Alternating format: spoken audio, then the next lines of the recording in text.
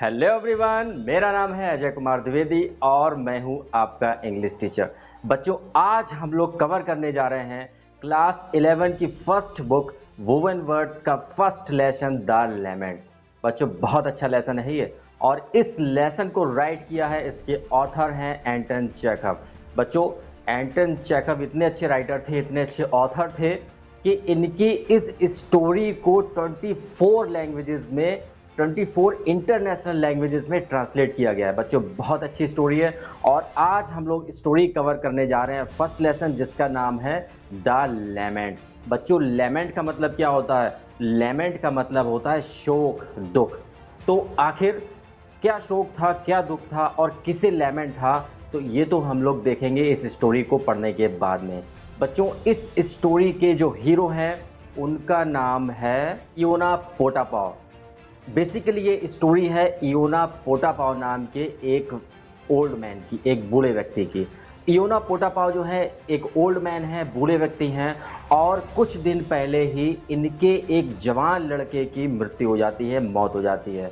काफ़ी समय बीमार रहता है और बीमारी के बाद उस लड़के की हो जाती है मौत। तो आखिर इयोना पोटापाव जो थे काफ़ी दुखी थे, काफ़ी परेशान थे और वो ये चाहते थे कि उनकी दुख और तकलीफ़ को बांटने वाला कोई मिले। लेकिन होल रशिया में, बच्चों ये स्टोरी रसिया की है, रसिया के ही राइटर हैं जिनका नाम मैंने आपको बताया चेखव। तो वो चाहते हैं कि आखिर उनके दुख को बांटने वाला कोई व्यक्ति मिले, कोई ऐसा आदमी मिले जो उनके दुख को समझे और उनकी परेशानी को समझ के उनके साथ आंसू बहाए। लेकिन पूरे रसिया में ऐसा कोई भी व्यक्ति नहीं मिलता है जो इनके दुख को समझता। तो आखिर यही परेशानी है इयोना पोटापाव की, जो कि अब ओल्ड मैन हो गए, काफ़ी वृद्ध हो गए हैं, इन्हें ठीक से दिखाई भी नहीं पड़ता है और ये चाहते थे कि आखिर जो उनका बच्चा, उनका जो जवान लड़का मर गया है, उस दुख तकलीफ को बांटने के लिए कोई सामने आए। और ये देखते थे, इन्हें ऐसा फील होता था कि इनके अंदर इतना दुख भरा हुआ है कि अगर इनका दिल फट गया तो पूरी जो होल अर्थ है ना बच्चों, पूरी अर्थ ही इनके दुख से, परेशानी से ओवरफ्लो हो जाएगी। तो आइए स्टार्ट करते हैं स्टोरी द लैमेंट। बच्चों, ओल्ड मैन जो थे वो रशिया में रहा करते थे और कैब चलाया करते थे। तो आखिर उन्हें दुख बांटने के लिए कोई मिला या नहीं मिला और इनकी जो परेशानी थी, किसी ने इनकी परेशानी को, दुख को सुना या नहीं सुना, ये तो पता लगेगा हम लोगों को इस स्टोरी को पढ़ने के बाद में। तो आइए स्टार्ट करते हैं। Let's begin the story the lament, chapter number 1, book number 1, woven words.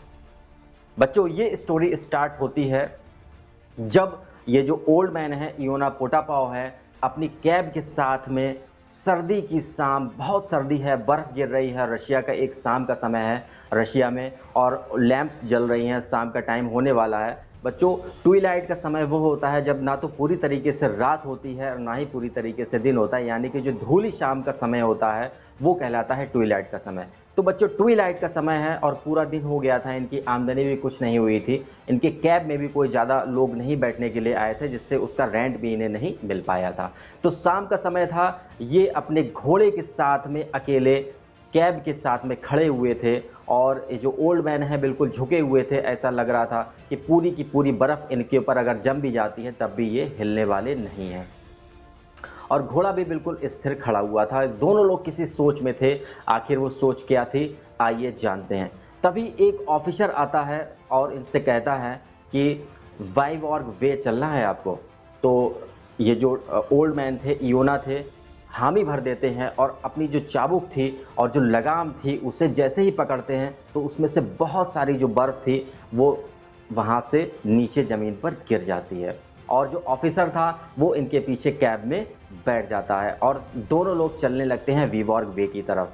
लेकिन ओल्ड मैन जो थे वो तो अपने दुख को किसी को बताना चाहते थे, दुख को बांटना चाहते थे। तो बार बार ओल्ड मैन पीछे मुड़ के देखते हैं, वो सोचते हैं कि किसी तरीके से इस ऑफिसर के साथ बात शुरू हो और ऑफिसर को अपने दुख के बारे में बताएं। लेकिन ऑफिसर जो था उसे बस वीवॉर्ग वे जाने से मतलब था, वो किसी बात में इंटरेस्ट नहीं रखना चाहता था। हालांकि थोड़ी सी बात जब शुरू होती है तो ऑफिसर कहते हैं कि आप बार बार पीछे मुड़ के क्यों देख रहे हैं, आप क्या कुछ कहना चाहते हैं। तभी ओल्ड मैन इयोना को मौका मिल जाता है अपने दुख को बताने का, और इयोना कहते हैं कि उनका जवान बेटा जो था 1 वीक पहले, 1 हफ्ते पहले उसकी मौत हो जाती है। तो यह सुनकर ऑफिसर को कुछ लगता है, दुख उन्हें भी महसूस होता है। लेकिन तभी अचानक से जो कैब के सामने एक कार आ जाती है, और कार में बैठा हुआ जो व्यक्ति होता है, कार जो थी वो उनकी कैब से टकराने वाली थी, तो उसके सामने जो कार आती है उसमें बैठा हुआ व्यक्ति इनसे काफ़ी चिल्लाता है और कहता है कि देख कर अपनी कैब चलाओ। तो आगे वो मुड़ जाते हैं, आगे की तरफ इयोना देखने लगते हैं, और ऑफिसर भी कहता है सामने की तरफ देखकर अपनी कैब को चलाओ। इसके बाद में फिर से वो कोशिश करते हैं इयोना अपनी बात को कहने के लिए, लेकिन ऑफिसर अपनी आंखों को बंद कर लेते हैं। ऑफिसर को कोई भी इंटरेस्ट नहीं था उनकी बातों को सुनने में। इसके बाद में वो देखते हैं कि कोई भी उनकी बात को सुनना नहीं चाहता है। तभी वी-वॉर्ग वे आ जाता है और जो ऑफिसर था वहीं पर उतर जाते हैं। इसके बाद में 1 घंटे तक फिर से इयोना वहीं पर खड़े रहते हैं, लेकिन कोई भी सवारी उन्हें नहीं मिलती है। इसके बाद में 3 लोग आते हैं, 3 यंग लोग थे। उनमें से एक जो लड़का था उसका कुंवर निकला हुआ था, वो आपस में काफ़ी लड़ाई कर रहे थे और गंदी गंदी गालियाँ एक दूसरे को दे रहे थे। तीनों लोग उस कैब में सवार होते हैं और वो कहते हैं कि उन्हें पुलिस ब्रिज जाना है। पुलिस ब्रिज जाने के लिए उस कैब में ये लोग बैठ जाते हैं।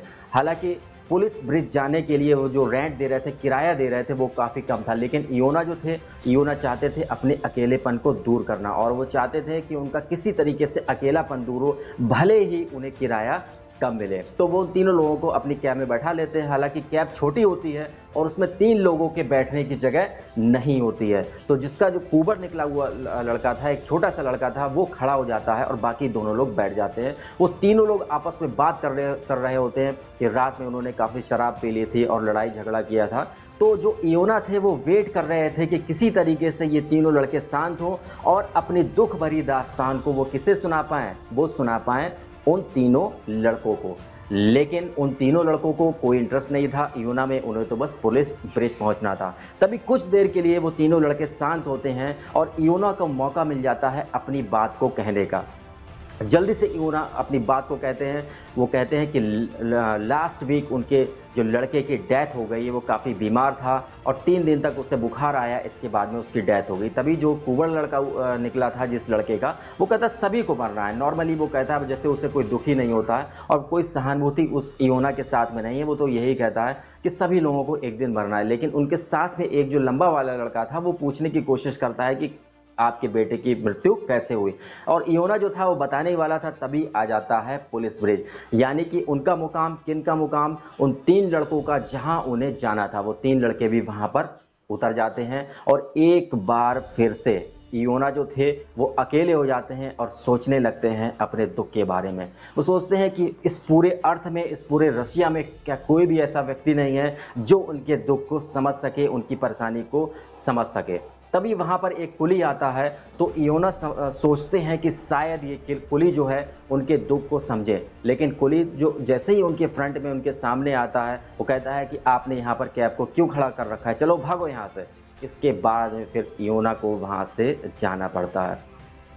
फिर दूसरी जगह पर जाके इयोना खड़े हो जाते हैं। वहाँ पर एक यंग ड्राइवर था और वो सोचते हैं कि ये जो कैब ड्राइवर है ये मेरी बात को ज़रूर सुनेगा। लेकिन इसके बाद में क्या हुआ, इसके बाद में बच्चों होता है ये, जैसे ही उस ड्राइवर को अपनी बात को बताने के लिए वहाँ पहुँचते और कहते हैं कि लास्ट वीक उनके यंग बॉय की, उनके जवान लड़के की मौत हो गई।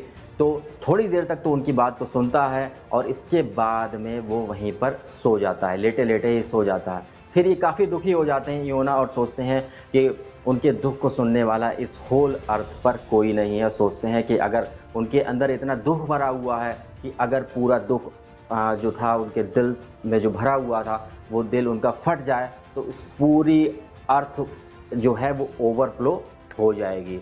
तो यही सब बातें सोच रहे हैं इयोना और सोचते हैं कि आज तो उनकी ज़्यादा कमाई भी नहीं हुई, आज वो अपने घोड़े को क्या खिलाएंगे। आज तो मुझे लगता है अपने घोड़े को उन्हें सूखी घास ही खिलानी पड़ेगी। यही सब बातें सोचते हैं और फिर वहाँ से चले जाते हैं अपने घर। शाम के टाइम में अपने घोड़े के अस्तबल में पहुँचते हैं और घोड़े को खिलाते हैं सूखी घास, क्योंकि उन्होंने तो आज ज़्यादा कमाया नहीं था, उनके पास तो ज़्यादा पैसे ही नहीं थे। वो सोचते हैं जैसे एक जवान आदमी को एक शराब की लत होती है, तलब होती है, ऐसे ही एक बूढ़े व्यक्ति को भी एक ऐसा व्यक्ति चाहिए होता है जो उनकी बातों को सुन सके, उनकी तकलीफ़ को सुन सके और उनकी साथ में दुख को बांट सके। तो यही सब बातें सोच रहे हैं। ये सब किसके सामने सोच रहे हैं? अपने घोड़े के सामने। अब जब उनकी कोई बात सुनने के लिए तैयार नहीं है पूरे रशिया में, तो वो सोचते हैं कि क्यों ना मैं अपने घोड़े को ही अपनी दुख भरी दास्तान स्टोरी को सुनाऊं। तो जो सूखी घास थी वो उसके सामने डाल देते हैं और घोड़े से कहते हैं, आज तो कुछ कमाई हुई नहीं, आज मैं तुम्हें अनाज नहीं खिला पाऊंगा, आज तो आपको सूखी घास से ही काम चलाना पड़ेगा। और घोड़े के ही सामने अपनी पूरी दुख भरी दास्तान को बताना शुरू कर देते हैं। बच्चों, ये बहुत ही दुख भरी स्टोरी है एक ओल्ड मैन की, जिनका नाम था इयोना पोटापोव।